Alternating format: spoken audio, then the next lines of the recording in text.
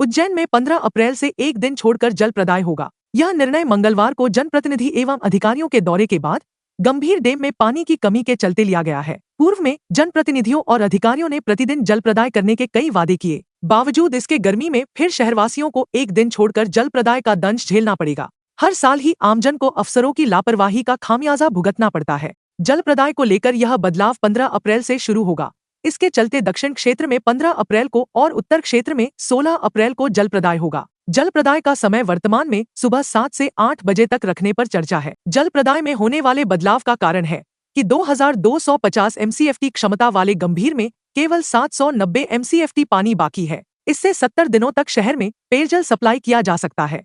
वहीं रोजाना गंभीर से जल प्रदाय के लिए लगभग 11 MCFT पानी लिया जाता है। इसके साथ ही गर्मी के दिनों में वाष्पीकरण प्रक्रिया तेजी से होती है। वहीं 5 से 7% पानी लीकेज के दौरान व्यर्थ होता है और ऐसे में सही मायने में यह पानी 50 दिन भी जनता को पूरा नहीं मिल पाता। इसलिए एक दिन छोड़कर जल प्रदाय का निर्णय लिया।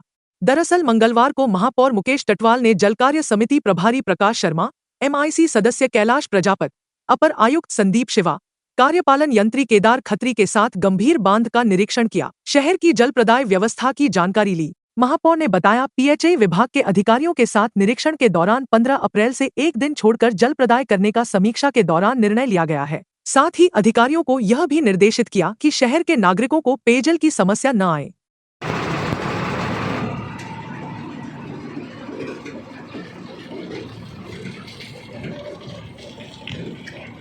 आज हमने हमारे गंभीर डैम पे पूरी हमारी पानी की वास्तविक स्थिति का आकलन किया है और आकलन करने के बाद में हमने निर्णय लिया है कि आगामी 15 अप्रैल से हम शहर में एक दिन छोड़ करके एक दिन हम जल प्रदाय करेंगे, लेकिन पूरी क्षमता के साथ एक समय पर 7 से 8 बजे के बीच में हम जल प्रदाय करेंगे। साथ ही मैंने अधिकारियों को यह भी निर्देश दिए हैं कि हमारे शहर के सारे हेडपम्पों को ठीक कर लिया जाए, हमारे जितने भी जल स्रोत हैं उनको ठीक कर लिया जाए। दूसरा, इस बात को लेकर के भी हमने बात की कि हमारे पास पर्याप्त मात्रा में पानी आने के बावजूद भी हर बार गर्मी के समय इस प्रकार की स्थिति बन जाती है कि हमको एक दिन छोड़ कर के जल प्रदाय करना पड़ता है।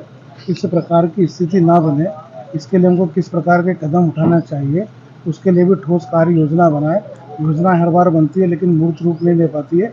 जो हमारी जो मेन समस्या है वो जो डायरेक्ट सप्लाई पानी के कारण पानी का अधिक अपव्यय होता है, उसको रोकने के लिए भी समयबद्ध तरीके से हमको कार्य करने की आवश्यकता है, जिसके लिए मैंने निर्देश दिया और निश्चित रूप से इस कार्य को हम प्राथमिकता पर करेंगे।